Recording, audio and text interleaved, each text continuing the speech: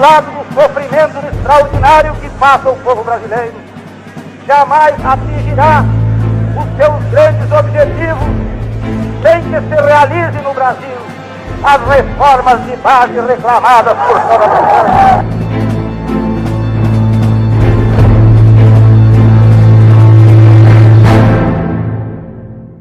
Qualquer brasileiro que ame esse país, que ame a nossa história, que tenha orgulho de pertencer a essa grande nação, a essa grande pátria, há de mencionar na sua memória, e nem sempre nós temos feito isso com o devido cuidado, alguns nomes absolutamente indispensáveis. Hoje eu quero mencionar o nome de um brasileiro que foi o único presidente da República que morreu no exílio. E só muito recentemente, depois de tanto ódio, tanta desagregação, tanta violência, tanta injustiça, pôde voltar para nosso solo sagrado e repousar aqui. Falo com muita emoção de João Goulart, presidente que pegou a batata quente da renúncia de Jânio Quadros num sistema eleitoral em que o povo votava para presidente e votava para vice-presidente separado. Não era como é hoje, em que o presidente e o vice são da mesma chapa.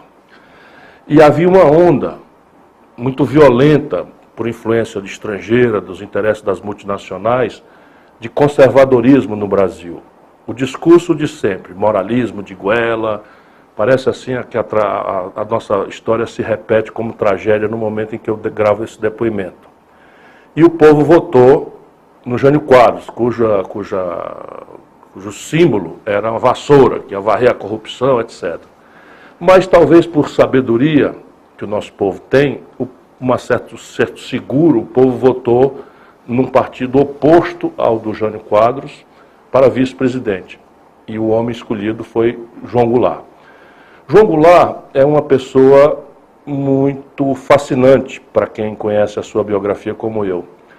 Ele nasce lá no mesmo lugar que nasceu Getúlio Vargas, portanto nasce sob a influência mágica do trabalhismo desde os seus movimentos fundadores, mas ele também nasce com a marca da contradição do interior do Rio Grande do Sul. Sua família era proprietária de terras, mas ele desde muito garoto se sentia muito constrangido, se sentia pessoalmente muito mal em ver a imensa distância entre os ricos e os garotos de pé descalço da sua convivência na pobreza do Rio Grande do Sul, nesse estigma que ainda persiste na vida brasileira, em que poucos têm tanto até para o luxo e para estragar, enquanto muitos vivem na humilhação da miséria.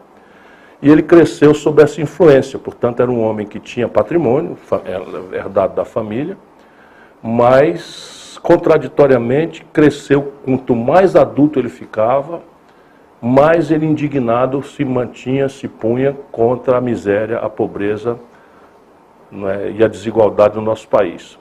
Evolui, vem ser ministro e depois assume, né, a vice-presidência da República, eleito diretamente pelo povo, com mais votos do que o titular da presidência da República, e o Jânio Quadros renuncia e ele é chamado a assumir a presidência da República. E aí recrudesce a escalada do golpe, hoje é documentado por forte influência norte-americana, forte influência das empresas estrangeiras. Havia até, no futuro, lá em 64, um porta-aviões americano, eu vi esses documentos nos Estados Unidos, e o Jango, quando houve essa renúncia, estava fora do país. E ele, como uma pessoa muito prudente, muito moderada, resolveu voltar, estava numa viagem para o estrangeiro, pingando, de aeroporto em aeroporto, para esticar o tempo da volta, enquanto se resolvia o problema aqui. Brizola, governador do Rio Grande do Sul, segura as pontas, se arma o povo gaúcho, no próprio Palácio Piratini, para resistir já à tentativa de golpe que já vinha lá na sequência trágica do suicídio do Getúlio. E acaba se conseguindo uma solução dessas que a elite brasileira transa por cima, e o Jango aceita, para não ter conflito, uma solução golpista já, mas mitigada, que era o parlamentarismo. Assume como presidente da República, mas tiraram dele os poderes, especialmente de mudar a estrutura injusta, que, como eu disse, foi praticamente a denúncia da estrutura injusta, foi a história do João Goulart. E por isso os inimigos, ele que era um homem cordial, charmosíssimo, bonito, casado com uma mulher linda, o país inteiro via nesse casal, sabe, quase um ideal de príncipe, de princesa, de rei, de rainha, com a sua modéstia, mas a indignação com a pobreza crescendo. A história se acelera, não quero incumpridar, acaba se restaurando por voto popular a integralidade dos poderes do João Goulart. Aí ele partiu para cima. Partiu para cima, anunciou o que ele chamou de reformas de base. E reformas de base, basicamente, são coisas que até hoje o Brasil deve às maiorias populares.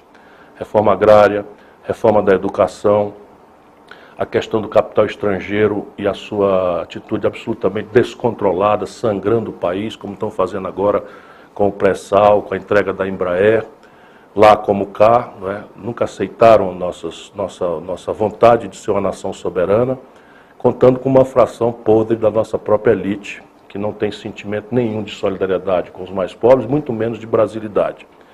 E aí deu-se o golpe de 64, que apanhou o João Goulart como se fora, isso tudo é mentira, um títere do movimento comunista internacional. Pelo contrário, o Partido Comunista criou muito problema para o João Goulart, muito problema mesmo. Hoje está provado que a CIA americana infiltrou as Forças Armadas brasileiras com figuras que radicalizavam o discurso como se fossem muito agressivos de esquerda, sendo agentes da CIA, o mais famoso, está tudo documentado, o Cabo Anselmo.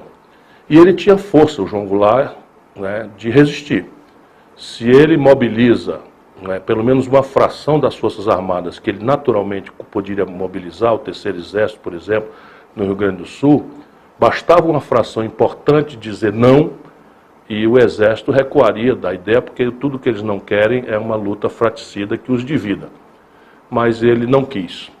Mal compreendido também por seus amigos, ele optou por não ser responsável por nenhum tipo de derramamento de sangue, e a partir daí passou o pão que o diabo amassou de humilhação, e até o fim em que amargamente morre no exílio. Há muita suspeita da natureza da sua morte, porque nesse período havia uma operação conjunta das ditaduras da América Latina que estavam determinadas a matar os grandes líderes populares da nossa região.